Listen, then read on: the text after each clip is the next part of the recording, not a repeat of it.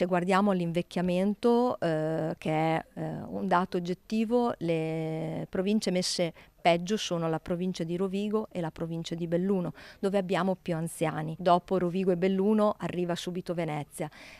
Rispetto alle case di riposo abbiamo avuto un aumento esponenziale, diciamo, delle rette, ancora di più rispetto alle altre province, e anche qui c'è una carenza di posti letto, quindi il bisogno, diciamo, di assistenza è abbastanza elevato. In provincia di Venezia ci sono infatti 73.000 ultraottantenni, circa il 9% della popolazione. Di questi oltre 29.000 non autosufficienti. Lo rivelano i dati diffusi dall'Ospì CGIL, che ha lanciato mobilitazioni in tutta Italia per chiedere specifiche misure di tutela. Chiediamo da subito che venga fatta una legge regionale, ad esempio, sul riconoscimento dei caregiver, quindi dei familiari che curano i propri familiari non autosufficienti, ma anche altre disposizioni legate alle assistenti familiari, le cosiddette badanti. Chiediamo anche più posti letto nelle case di riposo, perché oggi il fabbisogno, diciamo, è molto più elevato, ci sono circa 3.000 persone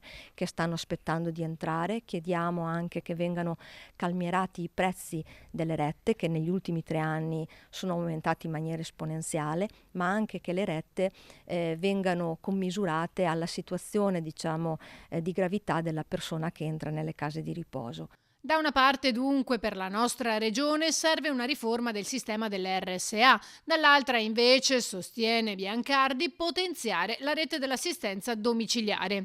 I numeri però sono destinati a salire nei prossimi anni. Ne abbiamo visto che aumenterà sia la popolazione anziana ma anche non autosufficiente circa del 12%. Pensiamo che da qui al 2030 non manca tanto, sono solo 4 anni, quindi è una proiezione che è già di per sé allarmante vista la situazione, soprattutto per il fatto che ad oggi, se guardiamo la Regione Veneto, non ha dato delle risposte diciamo lungimiranti.